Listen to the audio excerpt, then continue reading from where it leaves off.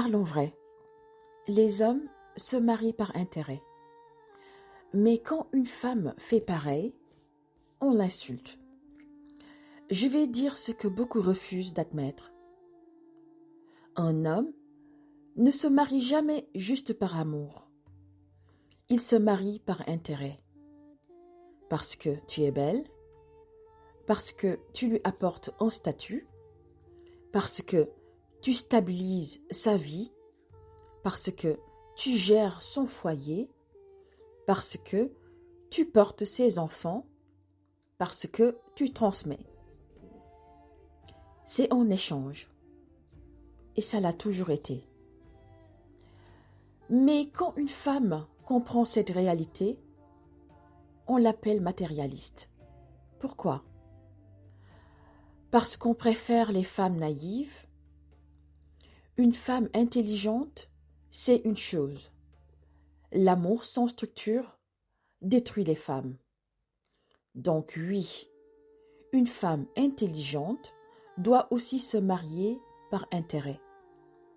Par intérêt pour la stabilité, la sécurité de ses enfants, un homme qui ne dépend pas d'elle, un homme qui n'est pas en compétition avec elle, un homme capable d'assurer l'avenir, même en cas de séparation.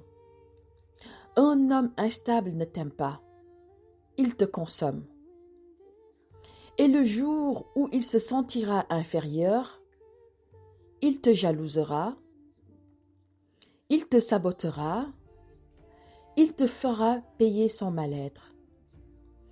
Un homme stable, lui, ne compte pas ce que tu gagnes, ne t'envie pas, ne te fait pas porter sa frustration, ne te réclame pas une pension alimentaire par ego blessé. Choisir un homme fragile, c'est romantique à 25 ans. C'est irresponsable quand tu penses à l'avenir de tes enfants.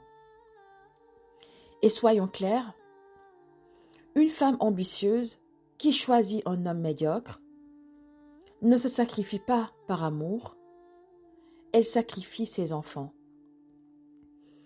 Et qu'on se le dise une fois pour toutes, avoir des standards n'est pas de l'arrogance, c'est de la lucidité. Les standards ne sont pas une attaque, ce sont des filtres. Les hommes épousent par intérêt, les femmes payent par naïveté.